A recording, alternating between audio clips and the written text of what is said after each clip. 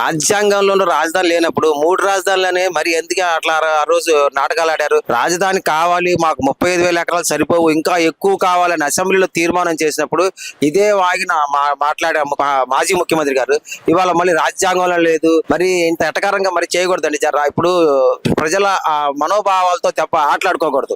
ఇట్లాగా రాష్ట్రం విడిపోయి ఊరికే తీసేసిన రాష్ట్రాన్ని తీసుకొచ్చి మళ్ళీ చంద్రబాబు నాయుడు గారు మళ్ళీ దాన్ని గాడిని పెడుతుంటే దానికి మళ్ళీ మీరు సమర్థించి ఇంకా ప్రజల పక్షాన నిలిచి ఇంకా దాన్ని ఇంకా ప్రోత్సహించాల్సింది పోయి ఇలాగ 3 రాజధానులు అంటారు, మావిగాని అంటారు, లేదంటే అసలు రాజ్యాంగంలో లేదంటారు.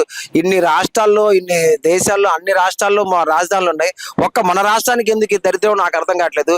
మీకు తెలిసి మాట్లాడుతున్నారో తెలియక మాట్లాడుతారో మాకు అర్థం కావట్లేదు. మావిగాని అంటే ఈయన ఇక్కడ ఉండాల్సింది ఎక్కడ కాదు, వెస్ట్ ఇండీస్ లోకి వెళ్ళాలి. అక్కడ ఇట్లాంటి పేర్లే ఉంటాయి. వెస్ట్ ఇండీస్ లో, అటు ఆస్ట్రేలియా ఇట్లాంటి పేర్లు ఉంటాయి. ఇది ఆంధ్ర రాష్ట్రం అన్నా, ఇది ఇండియా అన్నా, ఇది భారతదేశంలో ఉండి మావిగను, బీవిగను, దీవిగను అసలు పేర్లు మీకు మైండ్ పనిచేస్తుందా? మీరు టాబ్లెట్లు వేసుకోవాల్సిన టైం వచ్చింది.